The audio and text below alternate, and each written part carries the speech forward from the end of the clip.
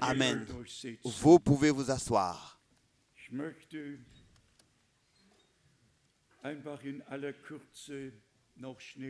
Je voudrais encore rapidement remettre les salutations. Le frère John de Bucarest remet des salutations. Et là aussi, nous avons une requête. Il y a un frère qui a le cancer. Nous allons aussi penser à lui dans la prière. Nous avons un mail du frère Gaïef qui, c'est le frère de notre sœur Eva. Et la ligne n'était pas bien. Ils n'ont pas pu bien suivre. Nous avons aussi notre frère Thomas et notre sœur Lydia. Salutations de la Suisse. Ensuite de Félix d'Atlanta, de Joseph d'Atlanta. Nous avons des salutations d'une sœur Agnès qui nous a écoutés et qui a été bénie. Des salutations du frère Pino David, des salutations du frère Lukram. C'est l'homme qui m'a accompagné lors du dernier voyage au Cambodge et à Lahore. Il remet particulièrement ses salutations. Ensuite, les salutations de la Finlande. Et oui, simplement encore des salutations de tous ceux qui nous aiment dans le Seigneur et qui sont liés avec nous et qui croient que avec véracité, nous portons le message du Seigneur. Jusqu'à aujourd'hui, dans ces 47 ans, nous n'avons pas eu besoin de changer une unique prédication ou bien corriger quoi que ce soit. Nous avons prêché la parole véritable de Dieu qui demeure éternellement. Peut-être que cette remarque a sa place ici. Ce qui nous diffère de tous les autres, c'est la chose suivante. Beaucoup se réfèrent à frère Branham en tant que le prophète et ne prennent même pas attention à ce qui est écrit dans la parole prophétique. Nous avons trouvé la grâce devant Dieu et auprès de Dieu d'accepter à 100% le ministère du prophète et d'être reconnaissant à Dieu, et nous estimons que nous avons la grâce d'expérimenter l'introduction dans la parole prophétique, et cela par le ministère prophétique. Et nous ne restons pas au prophète. Nous avons suivi le Seigneur. Nous nous sommes mis à la suite. Nous sommes devenus disciples du Seigneur. Et nous sommes passés par son esprit de vérité en vérité et de clarté en clarté. Et seulement celui qui vraiment peut se référer seulement à la parole de Dieu viendra à l'unité de la foi. Celui qui prend seulement des citations de frère Branham, je les connais bien. Il n'y a pas longtemps, il y a un frère par mail qui m'a écrit par mail, et il a pensé bien faire, écrit ce que frère Branham a dit sur la 7e trompette. Et alors, je lui ai remis la citation, je lui ai ramené la citation que frère Branham a aussi dit sur la 6e trompette. Et alors, il y a eu un calme. Je n'ai plus rien entendu. Pas seulement prendre une citation, mais prendre toutes les citations qui traitent le même sujet. Et c'est ainsi que nous n'avons pas seulement prêché la parole, mais nous avons traduit toutes les prédications de frère Branham des années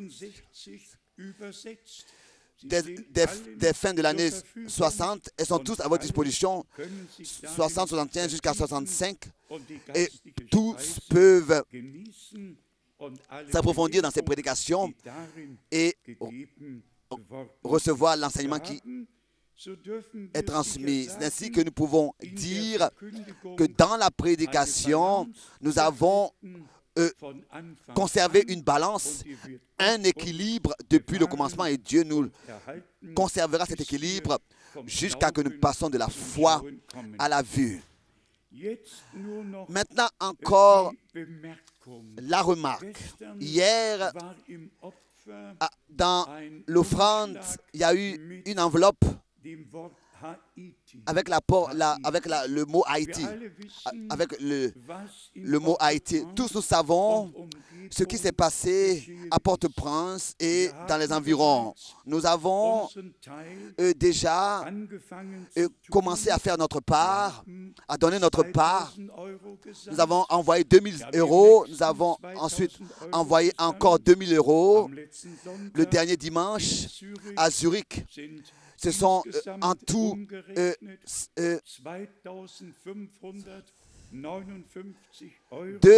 2549 € qui ont été donnés, et nous enverrons cela aussi à des frères que nous connaissons, que le frère Gilbert connaît, que le frère Didier connaît, que le frère Tati connaît. Nous n'allons pas comme ça envoyer cela comme un arrosoir, mais nous allons envoyer cela vraiment à nos frères et à nos sœurs que nous connaissons, qui sont dans de grands problèmes. Si quelqu'un a dans le cœur, Dieu voulant, et si nous voyons encore le mois de mars, ou bien alors aujourd'hui, mais cela doit être dit exactement. Il faut que quand vous donnez l'offrande, ce soit écrit là-dessus Haïti, pour que nous puissions savoir où est-ce que nous devons mettre quoi. Et je voudrais aussi peut-être déjà en mars aussi entreprendre un voyage là-bas pour ainsi consoler nos frères et nos sœurs, et moi-même un peu me faire une image de la situation. Dieu voulant. Maintenant, en février, aussi Dieu voulant, déjà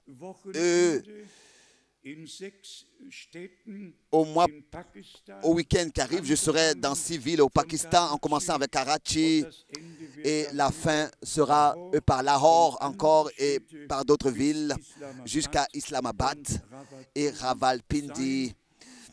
Et pensez à moi dans vos prières. Hier, j'ai fait mention rapidement aux portes ouvertes et aux cœurs ouverts que Dieu aussi, dans le fin fond de l'Est, a accordé partout où j'étais pour la première fois.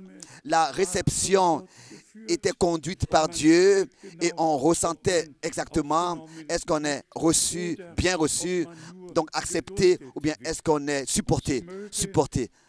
Et que Dieu le Seigneur puisse produire l'effet, que la parole du Seigneur puisse produire l'effet pour lequel elle est envoyée en cet endroit, dans toute l'Europe et dans le monde entier. Nous croyons que nous avons été privilégiés de porter le dernier message, la vérité du plein évangile, avec tout ce qui appartient au plein évangile, tout le dessein du salut de notre Dieu. Donc, prêchez tout cela, et que Dieu nous accorde sa grâce pour qu'à la fin de cette prédication qui a lieu dans le monde entier, une épouse soit appelée à sortir, soit préparée et soit trouvée sans tache, sans ride, irréprochable auprès du Seigneur. Pour cela, Dieu lui-même prendra soin. Il envoie sa parole pour nous guérir et nous accorder tout ce dont nous avons besoin, orientation et instruction, enseignement, pour que nous puissions nous tenir devant lui prêts. Aussi, dans toute la rapidité, nous voulons encore parler des choses que nous avons mentionnées hier soir ici de ces nouvelles d'Israël avec le titre « Vatican exige ».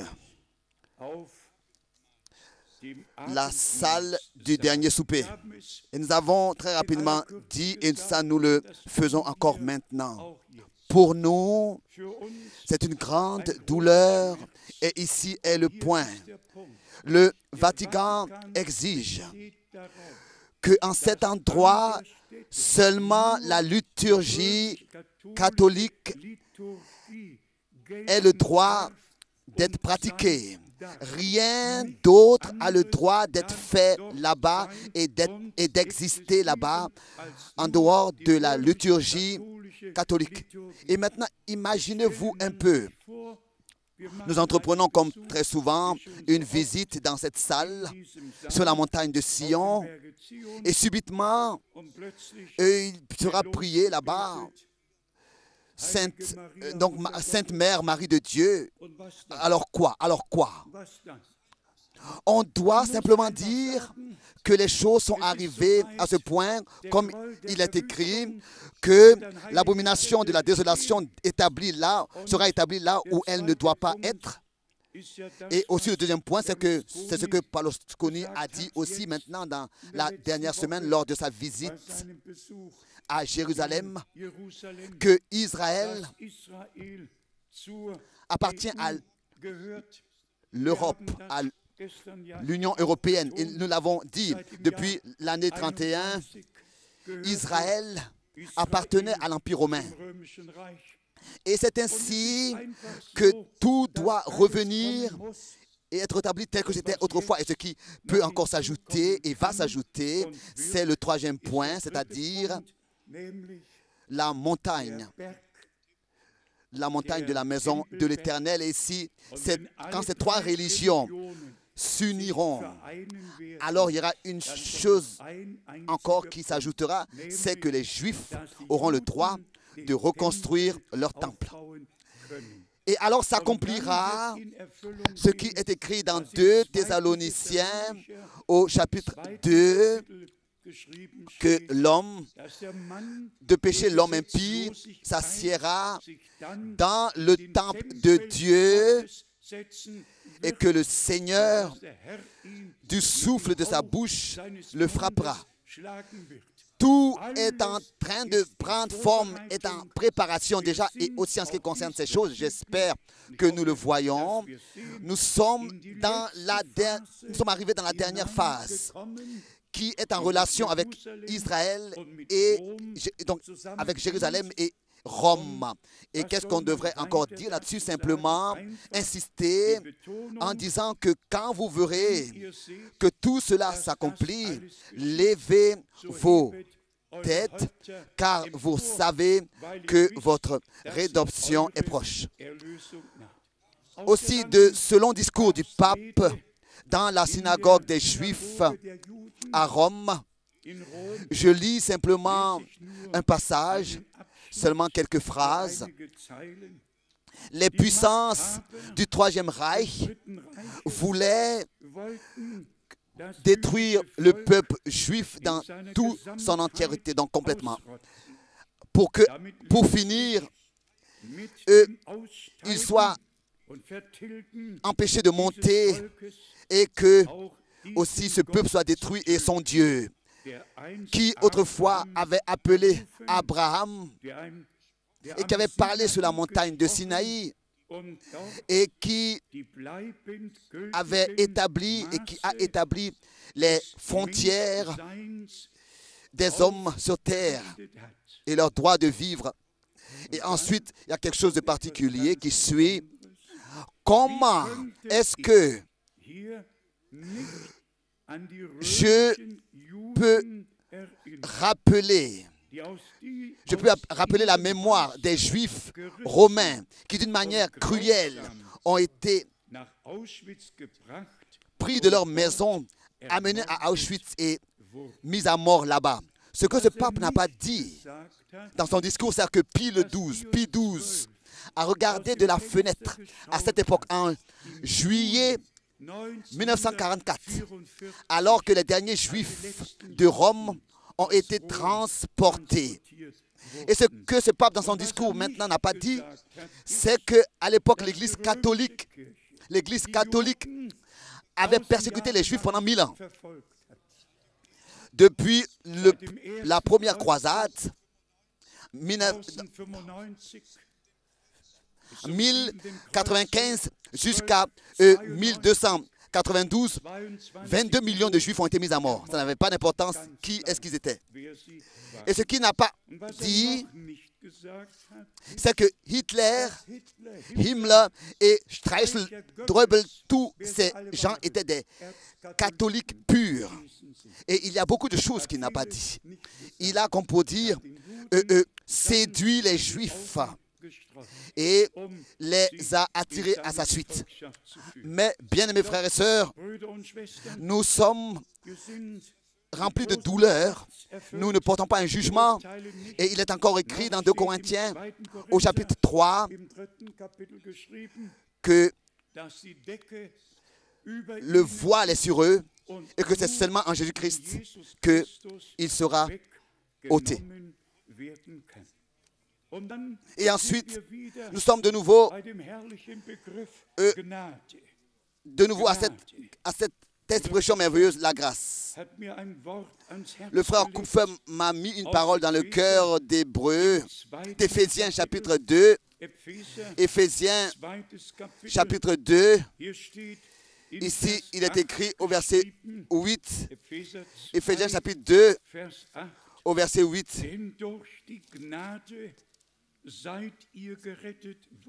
Car c'est par la grâce que vous êtes sauvés, par le moyen de la foi, et cela ne vient pas de vous. C'est le don de Dieu.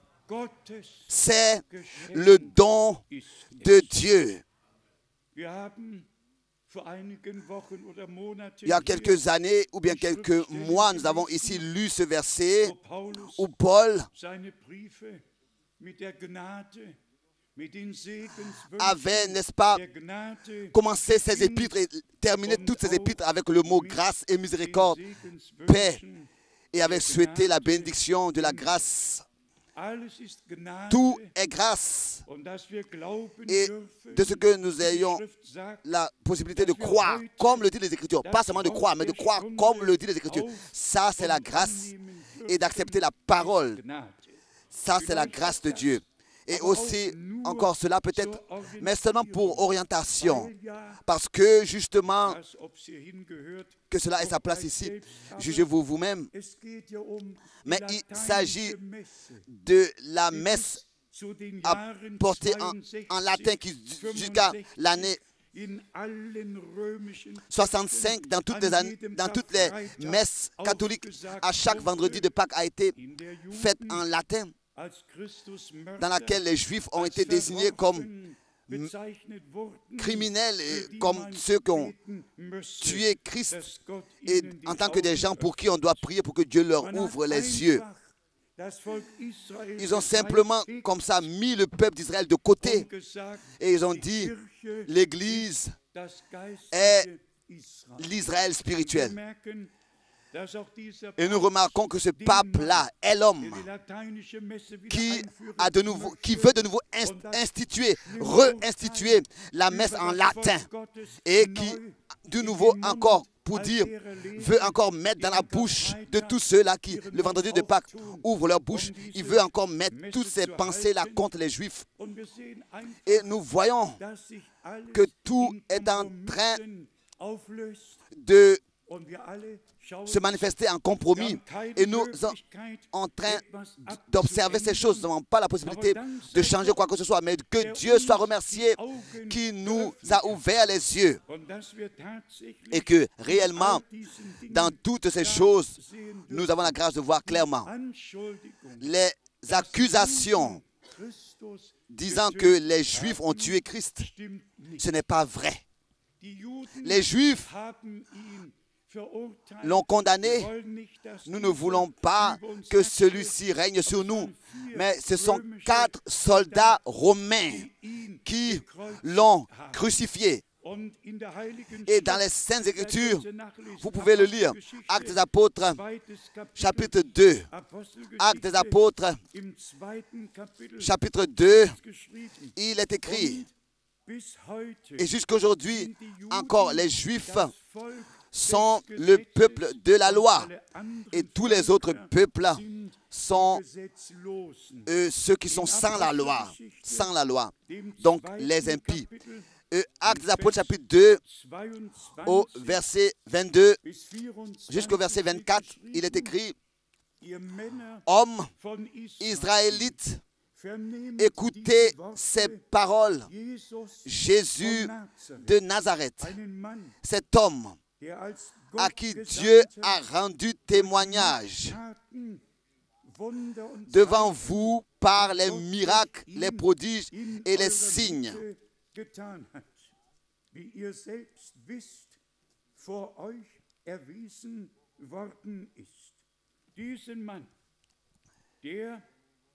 Et les signes qu'il a opérés par lui au milieu de vous, comme vous le savez vous-même. Cet homme, verset 23, cet homme, livré selon le dessein arrêté et selon la prescience de Dieu, vous l'avez crucifié, vous l'avez fait mourir par la main des impies. Par la main des impies, par la main de ceux qui sont sans la loi en allemand. Au verset 24, Dieu l'a ressuscité en le délivrant des liens de la mort, parce qu'il n'était pas possible qu'il soit retenu par elle. Dans Actes des Apôtres, le chapitre 3, à partir du verset 13, Actes des Apôtres, chapitre 3, verset 13. Le Dieu d'Abraham, d'Isaac et de Jacob, le Dieu de nos pères, a glorifié son serviteur Jésus, que vous avez livré et renié devant Pilate, qui était d'avis qu'on le relâche. Vous pouvez le lire jusqu'au verset 15. Et si ensuite nous allons à Jean, chapitre 19, à partir du verset 23, ici nous avons le contexte exact. Jean 19, verset 23. Les soldats, après avoir crucifié Jésus, les soldats, pas les grands sacrificateurs, pas quelqu'un d'autre, mais les soldats romains, alors que les soldats, après avoir crucifié Jésus,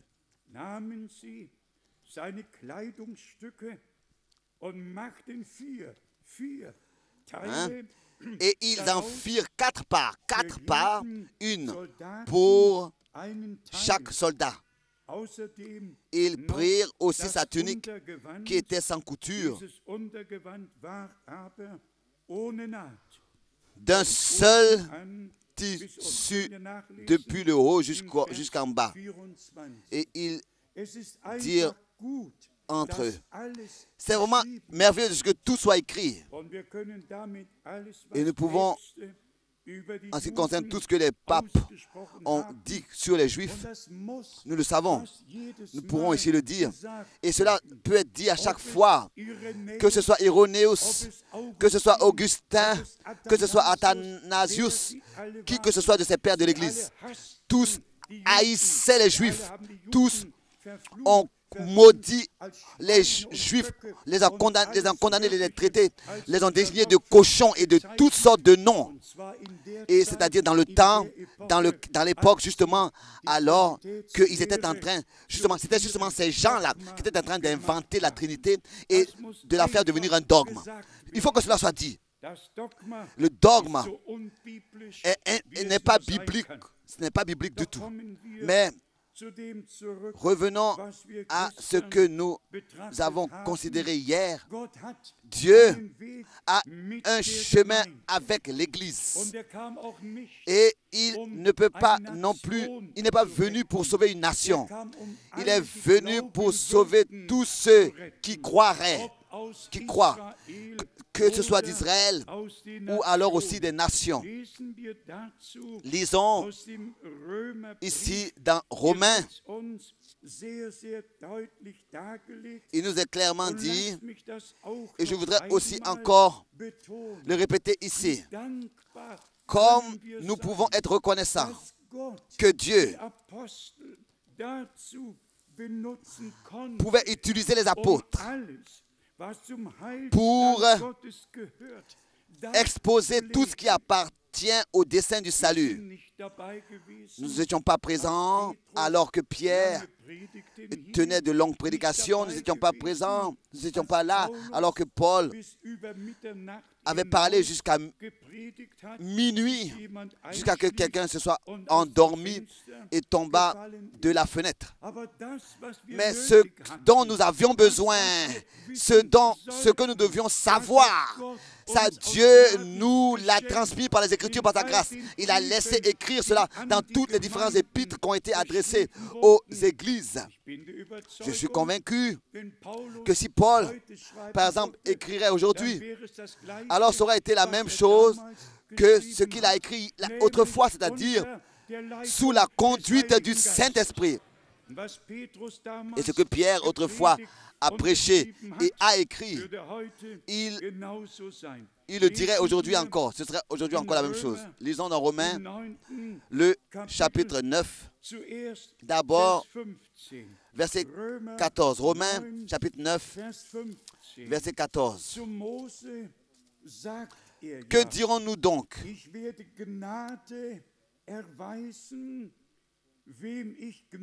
Y a-t-il en Dieu de l'injustice? Loin de là. Au verset 15, pardon. En français, verset 15. Car il dit à Moïse, verset 15, je ferai miséricorde à qui je fais miséricorde et j'aurai compassion de qui j'ai compassion. Donc, de Exode chapitre 33, cet homme de Dieu, dans le Nouveau Testament, fait mention de Exode chapitre 33 et répète ici ce que Dieu disait autrefois. Je ferai miséricorde et j'aurai compassion de qui j'ai compassion. Et celui à qui fait compassion, il a compassion, il a compassion. Celui à qui il fait miséricorde, il fait miséricorde. Disons, cela dans le même chapitre, dans Romains, le chapitre 9, et ici, le verset 30 et 31. Que dirons-nous donc? Les païens qui ne cherchaient pas la justice ont obtenu la justice. La justice qui vient de la foi. Maintenant, avec douleur, la comparaison avec Israël. Verset 31. Tandis qu'Israël, qui cherchait une loi de justice, n'est pas parvenu à cette loi. N'est pas parvenu à cette loi, n'est pas parvenu à ce but. Ensuite, de nouveau, il exprime la grâce, la foi. Pourquoi? Verset 32. Parce qu'Israël l'a cherché non par la foi, mais comme provenant des œuvres. Ils se sont heurtés contre la pierre d'achoppement. La foi est l'accès à ce que Dieu, par sa grâce, a accordé. Abraham croyait Dieu et cela lui a été imputé à justice. Dans Romains, le chapitre 10, ici nous lisons versets 20 et 21. Romains chapitre 10, versets 20 et 21. Et Ésaïe pousse la hardise jusqu'à dire: j'ai été trouvé par ceux qui ne me cherchaient pas. Je me suis manifesté à ceux qui ne me demandaient pas. Quelle grâce d'être connu et trouvé par ceux qui ne me cherchaient pas. Qui a cherché qui dans le jardin d'Éden? Est-ce que c'est Adam qui a cherché Dieu, ou bien est-ce que c'est Dieu qui cherchait Adam? C'est Dieu qui a appelé Adam, c'est Dieu qui cherchait Adam. Où es-tu? C'est Dieu qui nous a appelés, c'est lui qui nous a cherchés, c'est lui qui nous a élus, toi et moi, et cela avant même la fondation du monde, déterminé à ce que nous puissions croire et avoir l'accès à lui, Dieu. Verset 21, mais au sujet d'Israël, il dit: j'ai tendu mes mains tout le jour vers un peuple rebelle et contredisant. Les deux, la désobéissance et la contradiction. La rébellion et la contradiction. Qu'est-ce que Dieu peut faire avec la rébellion, la désobéissance? Qu'est-ce que Dieu peut faire avec des gens qui le contredisent? Que ce soit avec Israël ou bien alors avec les nations. Qu'est-ce qu'il peut faire avec de telles personnes qui sont rebelles, désobéissants et encore même contredire? Dieu peut seulement se révéler à ceux qui ont compris que c'est lui qui, par sa parole, parle avec nous. Et disons-le dans toute la clarté. Celui qui dans ce temps pense qu'il y a un message de frère Branham, spirituellement, il ne s'est pas encore orienté. C'est le message original contenant tout ce qui nous a été confié. Tout ce que les prophètes et les apôtres ont prêché a été résumé dans notre temps et nous a été transmis. Et c'est pour cette raison que nous acceptons, nous recevons tout. Et nous remercions le Seigneur, notre Dieu, pour la grande grâce que nous avons d'être introduits dans tout le conseil du salut de notre Dieu. Dans l'Épître aux Romains, le chapitre 11, Romains, chapitre 11, et ici, nous lisons le verset 5. Romains, chapitre 11, verset 5. De même aussi, dans le temps présent, il y a un reste selon l'élection de la grâce. Grâce, l'élection de la grâce. D'être élu par la grâce de Dieu, justement. Et cela même avant même la fondation du monde. Pas toute la masse, mais un reste. Un reste.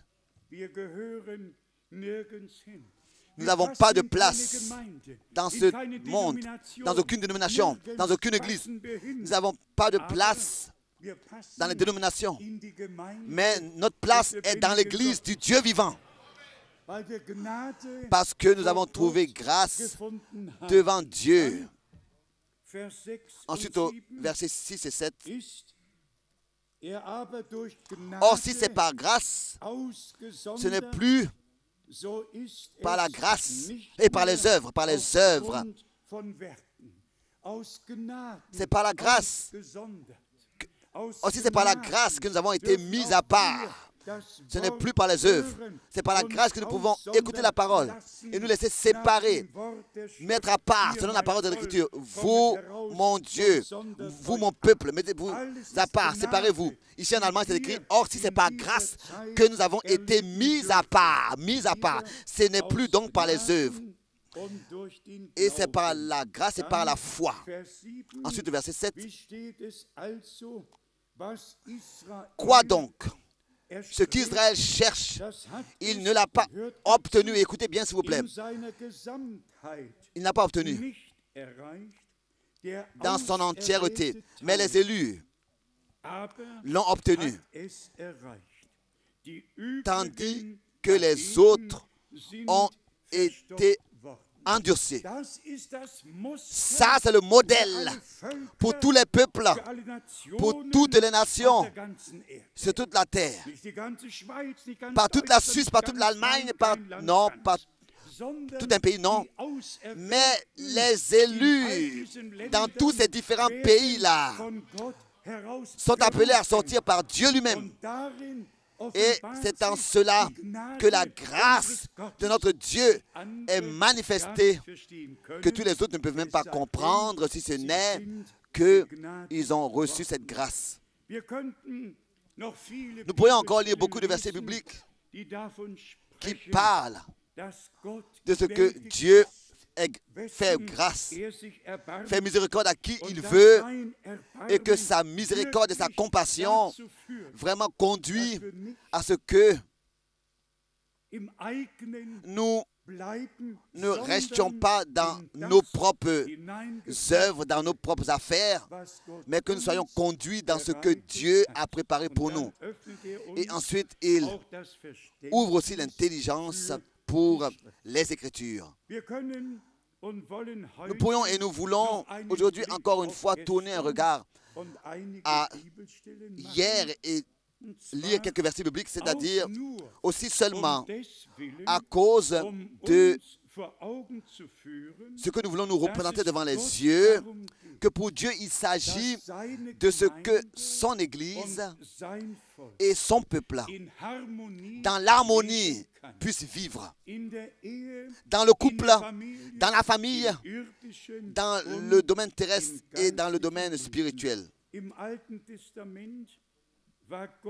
Dans l'Ancien Testament, Dieu était très dur, vraiment très dur. Et toutes sortes de chapitres peuvent être lus en ce qu'il a dit et exprimé en jugement et condamnation. Et même les choses pour lesquelles même il a introduit la condamnation à mort. Dieu a, pour une seule raison, annoncé la condamnation de mort, parce qu'il ne voulait pas que quelqu'un serait coupable et devrait justement souffrir la mort. Dieu est un bon Dieu.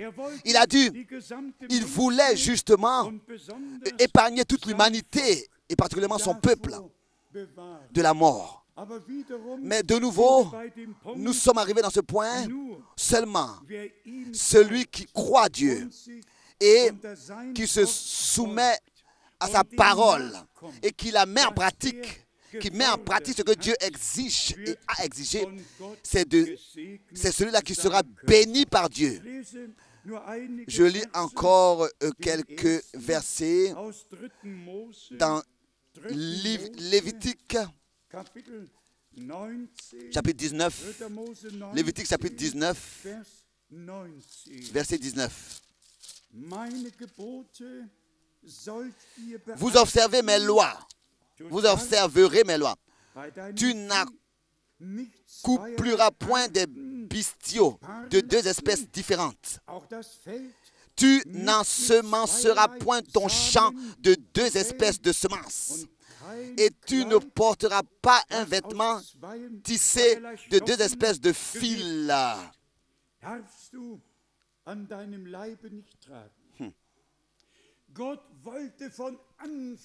Dieu, depuis le commencement, voulait empêcher chaque mélange.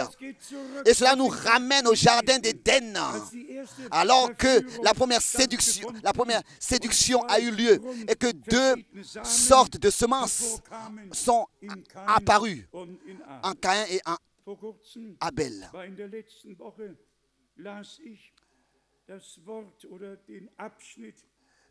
La dernière fois, j'étais en train de lire de quelqu'un de connu qui donne en Suisse, qui écrit des brochures.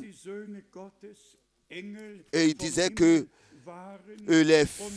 du temps de Noé, c'était des anges sur terre, etc. Et il est écrit dans ma Bible que dans la résurrection, nous serons semblables aux anges et que nous ne nous marierons plus et nous marions plus, etc.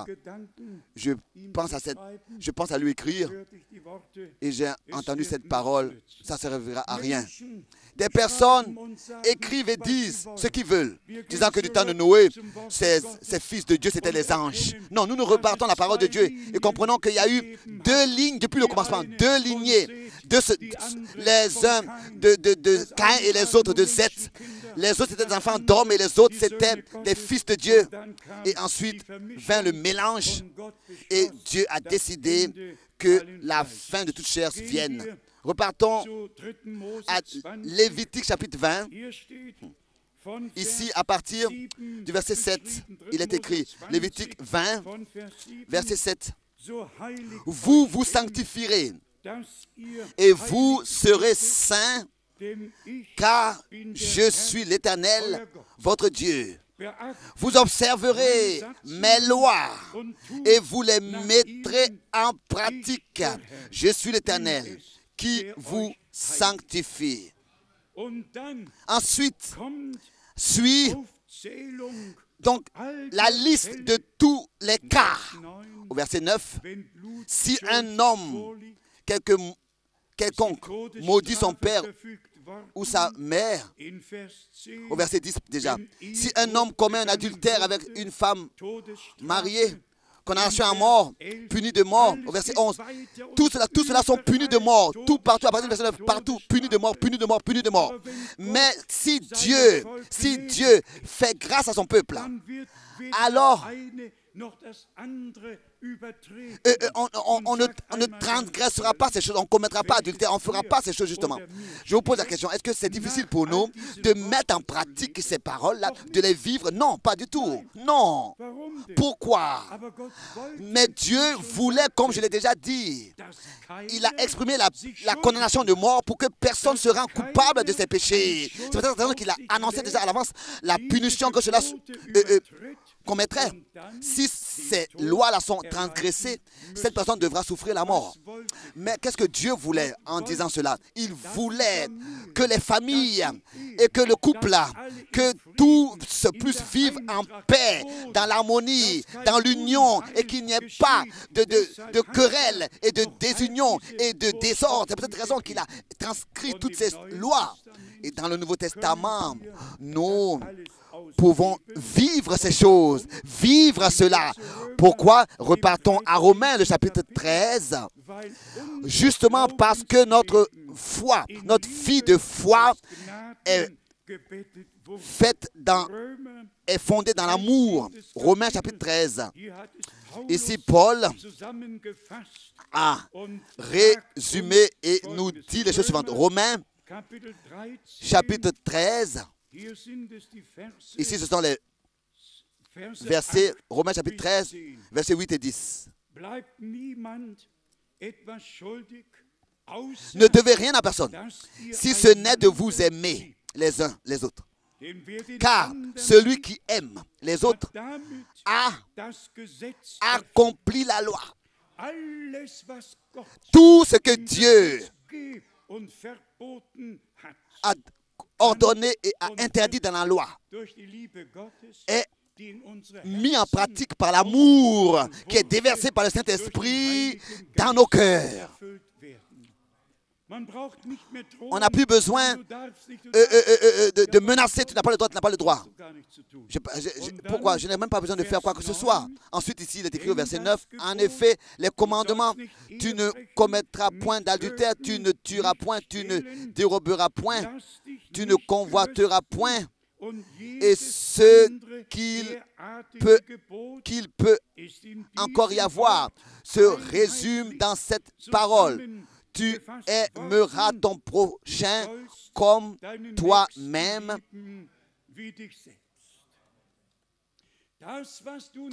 Ce que tu ne veux pas qu'on te fasse, ne le fais pas non plus à un autre, mais vis par la grâce de Dieu, la parole de Dieu. Au verset 10, l'amour ne fait point de mal au prochain. L'amour est donc l'accomplissement de la loi. Tous, nous vivons dans des pays où, je ne sais pas, toutes sortes de lois existent. Et nous venons avec la loi. Nous ne venons même pas en conflit. Pourquoi? Parce que nous restons à l'intérieur des limites qui ont été... Nous vivons à l'intérieur des limites qui ont été permises. Personne est suivi par la loi ou bien par la justice. Aussi, terrestrement ici, nous. Pourquoi? Parce que, aussi dans le domaine terrestre, ça nous est forcé. Nous respectons la loi. Nous n'avons même pas besoin de connaître la législation ou bien la loi. Cela est déjà dans notre cœur, ainsi naturellement. De la même manière aussi, c'est dans le domaine spirituel. Nous mettons en pratique la loi et nous vivons tout ce que Dieu a prescrit. Nous ne venons même pas, nous n'avons même pas besoin de rentrer en contact avec ces choses. Pourquoi? Parce que nous restons dans l'amour, dans la grâce de Dieu. Parce que chaque parole, nous avons la grâce comme ça. Toute exigence, nous le mettons en pratique comme ça automatiquement. Nous le vivons parce que nous marchons selon l'esprit et que les exigences de la loi sont accomplies en nous. Donc, résumons, bien mes frères et sœurs, de quoi il s'agit. Il s'agit de la foi et il s'agit de l'obéissance. Il s'agit de la foi qui nous a été transmise parce que Dieu, lui, savait avant même la fondation du monde qui croirait et qui serait désobéissant. C'est pour cette raison qu'avant même la fondation du monde, il pouvait savoir qui croirait et qui obéirait. Et il a pu inscrire nos noms dans le livre de l'agneau immolé. Et car Dieu connaissait la fin avant même le commencement. Et c'est ainsi que nous insistons encore une fois sur ce que nous avons déjà lu dans l'Épître aux Romains. Ceux qu'il a appelés, il les a aussi justifiés.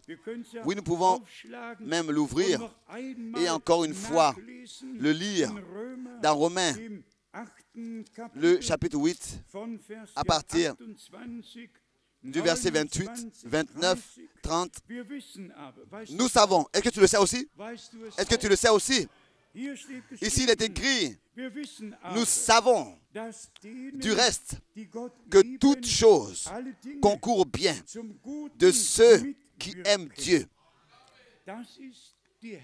Ça, c'est la moitié du verset. La deuxième moitié suit. De ceux qui sont appelés selon son dessein. Le verset 29. Car ceux qu'il a connus d'avance, il les a aussi prédestinés à être semblables à l'image de son Fils, afin que son Fils soit le premier-né de beaucoup de frères. Oh, quelle parole merveilleuse! Quelle parole de poids! Si nous allons dans Romains, dans Jean 20, verset 26, je vais à mon Père et vers votre Père, vers mon Dieu et vers votre Dieu. Ça, c'est une chose sur laquelle peut-être nous pourrions comme ça ne pas considérer. Mais moi, je ne le fais pas. Mais beaucoup ne considèrent même pas cette parole. Mais si, par exemple, nous lisons que lui, notre Rédempteur, il est le premier-né, né par l'Esprit, qu'il est mort pour nous sur la croix à Golgotha, le premier-né entre plusieurs frères. Alors nous devons simplement dire que nous sommes de la race divine. Nous sommes nés de Dieu pour une espérance vivante. Et aussi certain que notre Seigneur, en tant que Fils de Dieu, a été manifesté dans la chair et pour pouvoir accomplir la rédemption. Et il est devenu homme comme nous. Il a été trouvé comme un homme comme nous. Trouvé comme un homme. Il mangeait, il buvait, il dormait. Il était fatigué en tant qu'un homme. Mourut sur la croix. Mais dans la résurrection, il a pu dire, il m'a été donné toute puissance sur la terre comme au ciel, tout pouvoir. Et quand je pense, c'est peut-être raison, aller dans le monde entier. Quand je pense que dans la résurrection, nous lui serons semblables. Vous pouvez le lire dans 1 Jean, chapitre 3. Il est écrit très clairement. Et nous insistons encore une fois, à cause de la grâce qui nous a été accordée, la grâce d'être sauvé, la grâce de croire, la grâce de ne pas contredire Dieu et de ne pas être rebelle à Dieu, mais d'accepter ce qu'il a à nous dire. Lisons encore dans l'évangile de Jean, le chapitre 3, encore une fois, ces paroles merveilleuses. 1 Jean 3, verset 1. 1 Jean.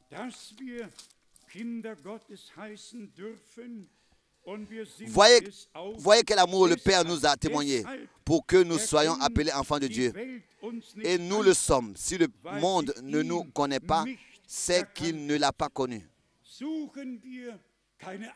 Ne cherchons pas d'être connus dans ce monde. Nous ne serons pas compris de qui que ce soit et connus de qui que ce soit et reconnus. Seulement reconnu par Dieu qui nous a connus et nous l'avons aussi connu. Bien-aimés, nous sommes maintenant enfants de Dieu et ce que nous serons n'a pas encore été manifesté. Mais nous savons que lorsqu'il paraîtra, nous serons semblables à lui parce que nous le verrons tel qu'il est.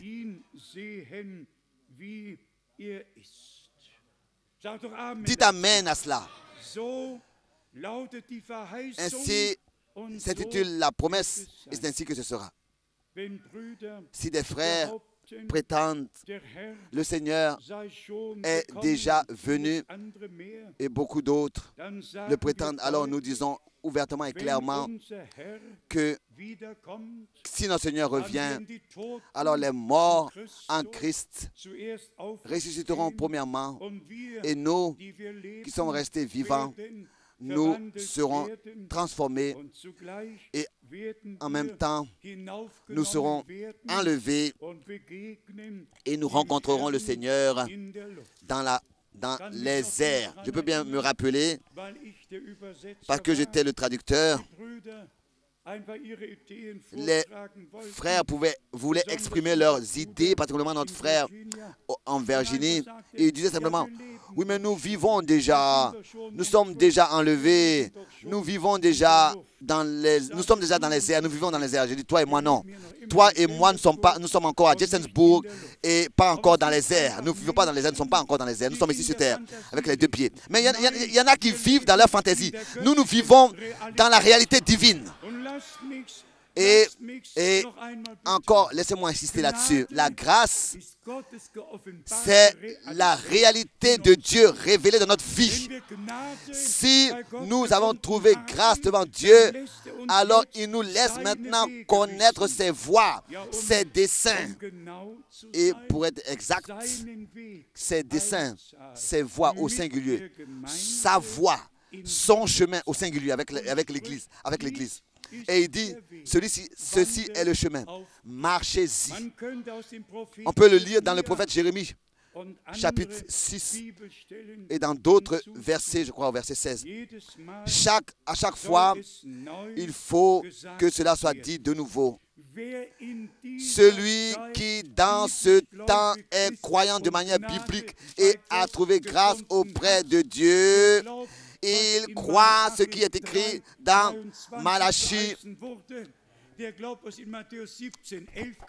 4, verset 5. Il croit ce qui est écrit dans Matthieu. Il croit ce qui est écrit dans Marc 9, verset 12. Il croit ce qui est écrit dans Matthieu 17, verset 11. Et celui qui ne peut pas croire de la plénitude de son cœur, avec la conviction, telle que le disent les Écritures, Dieu peut parler seulement à des hommes qui croient et qui sont obéissants. Et si nous avons trouvé vraiment grâce devant lui, nous croirons aussi à l'accomplissement du ministère d'Élie, le prophète. Et tous ceux qui ont des difficultés avec notre Seigneur, je voudrais encore lire la parole de 1 Jean 5, à partir du verset 18, il est écrit, 1 Jean, le chapitre 5, verset 18, nous savons que quiconque est né de Dieu, nous l'avons déjà traité cette parole, nous allons encore sûrement le faire par écrit. Dans 1 Jean 5, verset 18, il y a dans les deux langues, en hébreu et aussi en grec, seulement qu'une seule parole pour engendrer et naître. Engendrer et né, qu'une seule parole. Quand ça concerne l'homme, il faut qu'on traduise par engendrer. Quand ça concerne la femme, il faut qu'on dise naître. Il faut qu'on traduise par naître. Car il s'agit de l'enfant engendré qui doit naître. Mais maintenant, sans expliquer quoi que ce soit, ici, lisons à partir du verset 18 encore une fois, entièrement. Nous savons que quiconque est engendré de Dieu, vous pouvez prendre d'autres écritures ou bien d'autres traductions, il peut être écrit aussi, né de Dieu. Toutes les écritures, que ce soit dans l'évangile de Jean ou bien dans l'épître de Jean, sont écrites soit par engendré ou bien par né. Mais ça peut être dit engendré de Dieu ou bien alors né de Dieu. Les deux sont justes. Ne pratique pas le péché, mais celui qui est né de Dieu, ou bien engendré de Dieu, se garde lui-même et le malin ne le touche pas. Ça, c'est notre souhait à tous. De demeurer dans le Seigneur, dans la grâce, dans la parole de Dieu. Et que l'adversaire ne peut pas nous accuser ou nous toucher. N'a pas le droit. Ensuite, au verset 19, nous savons que nous sommes de Dieu et que le monde entier est sous la puissance du malin. Tout le monde, et aussi le monde religieux, tout est dans le malin. Beaucoup de religions et ensuite leurs propres interprétations. Ici, nous avons la confirmation que Dieu peut que se révéler aux siens. Le monde entier est sous la puissance du malin, est sous l'influence du diable, du malin. Mais l'Église du Dieu vivant est sous l'influence de Dieu, sous l'influence de la parole et de l'Esprit de Dieu. Verset 20, nous savons aussi que le Fils de Dieu est venu et qu'il nous a donné l'intelligence pour connaître le véritable. Et nous sommes dans le véritable, en son Fils, Jésus-Christ. C'est lui qui est le Dieu véritable et la vie éternelle. Simplement merveilleux quand nous considérons la plénitude de la parole et que nous la recevons en nous. Encore une fois, que cela soit dit, alors que Dieu avait donné à son peuple d'Israël la loi. Si tu fais ceci et cela, et tu fais ceci et cela, tu es coupable de mort. Vous pouvez tous le lire. Même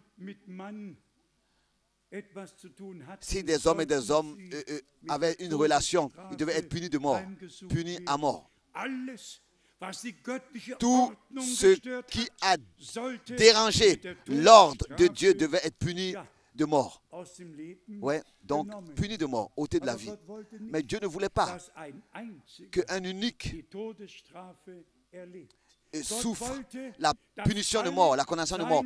Dieu voulait que tous respectent sa parole dans l'ordre, vivre et laisser vivre, ne pas déranger et ne pas être dérangé. Dieu voulait l'harmonie divine dans sa création. Et rapidement, qu'est-ce qui en est de l'Église alors? Dieu veut aussi une harmonie sainte dans l'Église de Jésus-Christ. Dans ce temps, est-ce que nous trouvons tous notre place par la grâce de Dieu dans notre Seigneur?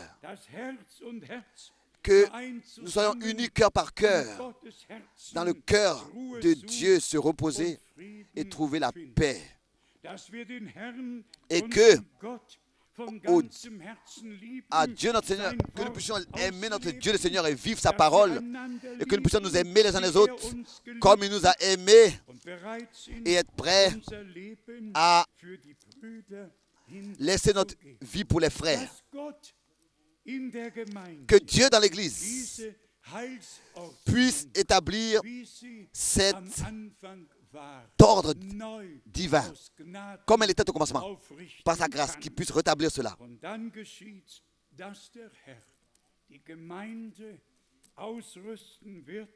Et que l'Église soit revêtue de la puissance d'en haut. Soyons sincères. Nous avons la parole révélée qui nous a été confiée. L'appel à sortir, la séparation, tout a lieu maintenant.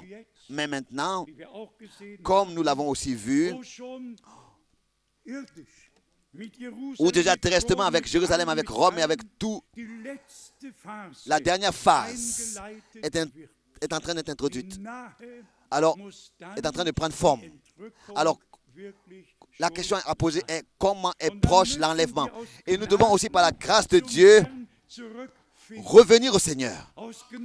Par la grâce de Dieu, revenir, nous retrouver les uns les autres. Et que tout ce qui nous a séparés, nous a désunis, puisse être ôté du milieu de nous. Et que nous puissions trouver de la compréhension les uns pour les autres. Et que le Seigneur puisse, de la puissance d'en haut, nous revêtir. Car c'est ainsi que c'est écrit, et c'est ainsi que c'était aussi avec tous les serviteurs de Dieu, tel que le Seigneur l'a dit. Sans moi, vous ne pouvez rien faire. Aucun apôtre, aucun prophète pouvait de lui-même faire quelque chose. Même si nous pouvons nous rappeler au ministère puissant de Frère Branham, lui-même a fait que croire. C'est Dieu qui a guéri. C'est Dieu qui a sauvé. Une fois, il y a un homme qui lui a dit, tu te fais passer pour un guérisseur, Il a dit un moment, s'il te plaît, ça je ne l'ai jamais fait.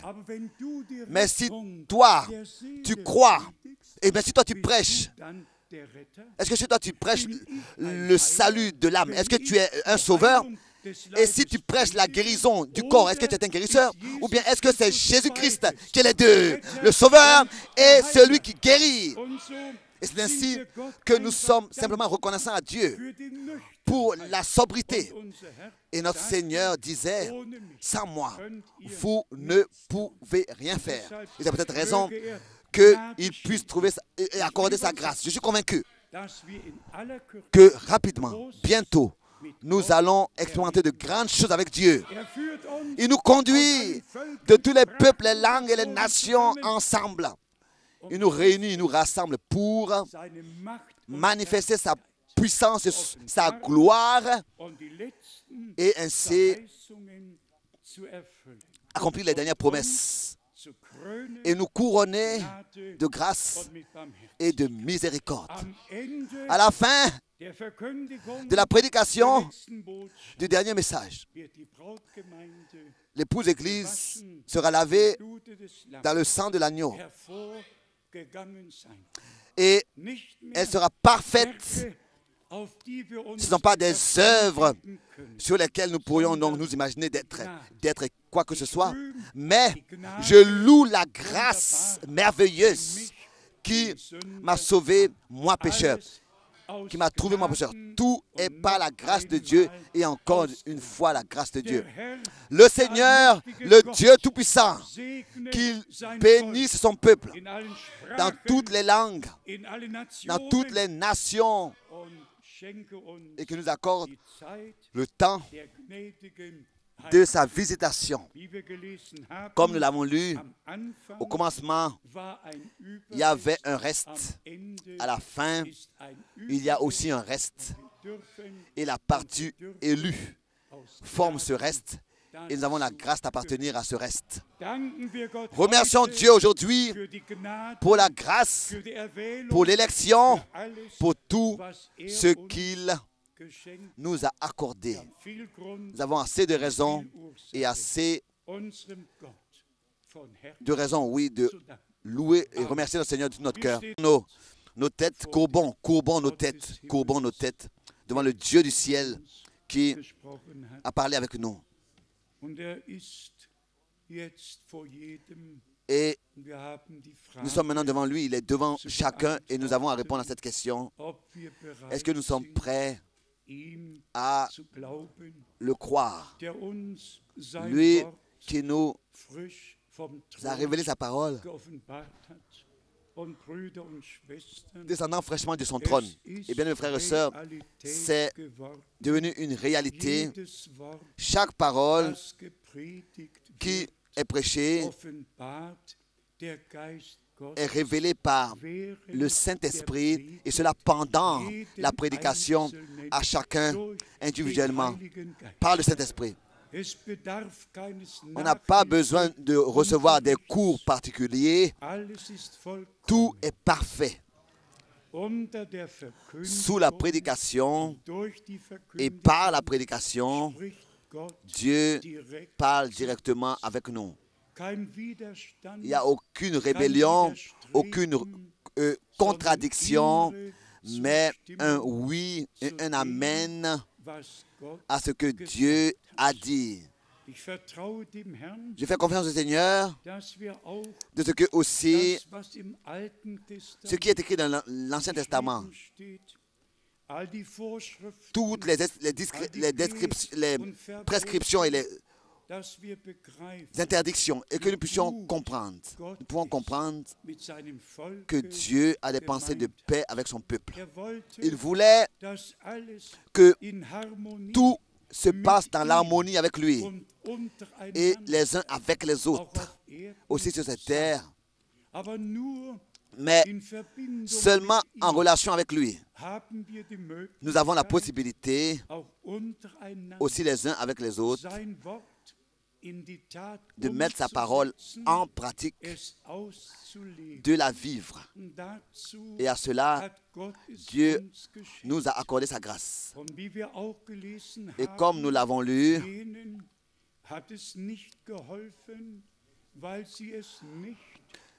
la parole ne leur a servi à rien parce qu'ils ne l'ont pas lié à la foi.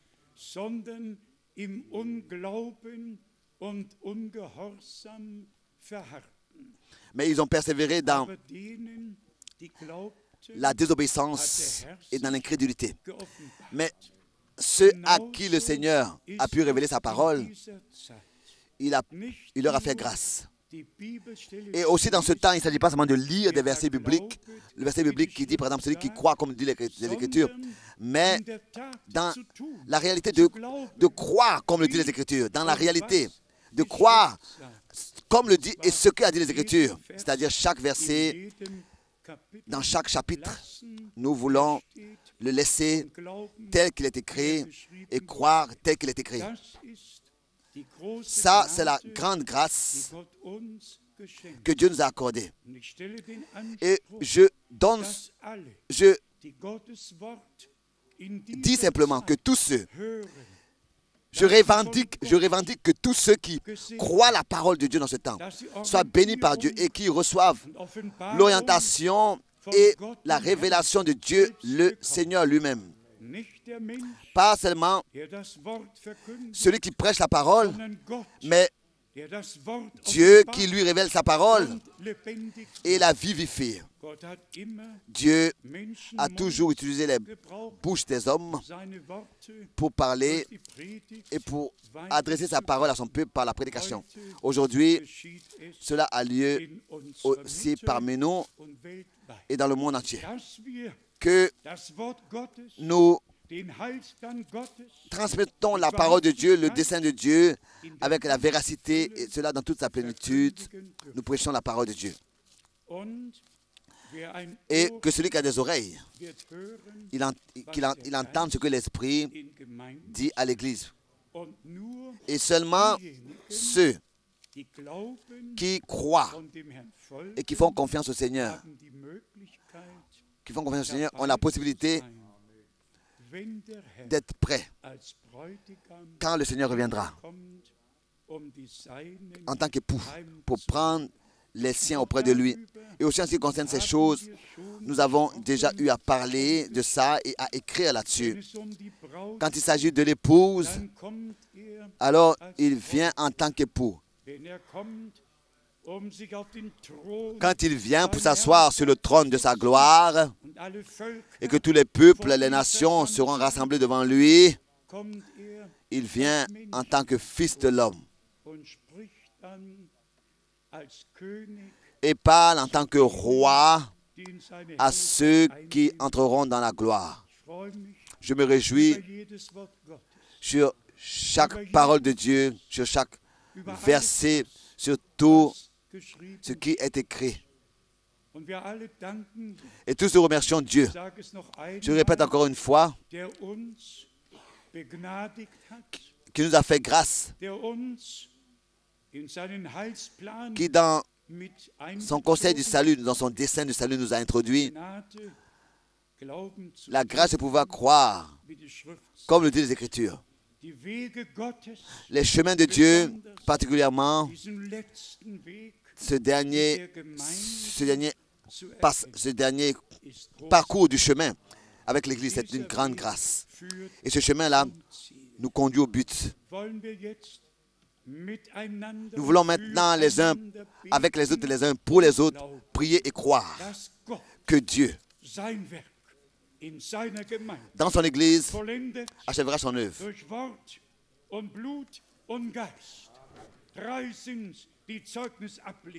Par la puissance de sa parole, de son esprit, de son sang, il y en a trois qui rendent témoignage, la parole, l'esprit et le sang.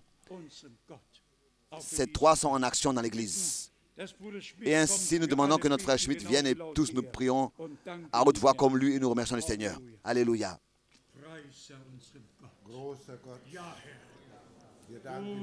Grand Dieu, nous te remercions pour ta grâce et ta fidélité. Seigneur au ciel, tu connais mon cœur, tu connais nos cœurs, tu connais nos motifs. Nous te remercions de ce que tu m'as cherché. Nous te remercions, Seigneur Jésus, de ce qu'ensemble, tu nous as cherchés et tu nous as appelés comme tu as appelé une fois Adam. C'est ainsi que tu nous as appelés, Seigneur, Tu nous as cherchés et tu nous as trouvés. Nous te remercions pour cela, de ce que tu es le Dieu vivant, le Dieu véritable. Tu es le véritable Dieu. En dehors de toi, il n'y a personne d'autre. Seigneur, tu es notre sauveur, tu es celui qui nous a délivrés. Tu es notre avocat et tu es celui qui prépare le chemin pour nous, qui nous montre le chemin. Tu es le médiateur, tu es celui qui intercède pour nous. Oh Seigneur, avec toi nous pouvons marcher, car tu es allé devant nous déjà et nous te suivons. Bénis Seigneur, partout, dans tous les pays, dans toutes les langues, dans toutes les nations, dans toutes les maisons, dans chaque famille. Bénis. Et nous te louons pour cela, toi le Dieu Tout-Puissant et véritable. Dans le Saint nom de Jésus-Christ, notre Seigneur. Amen.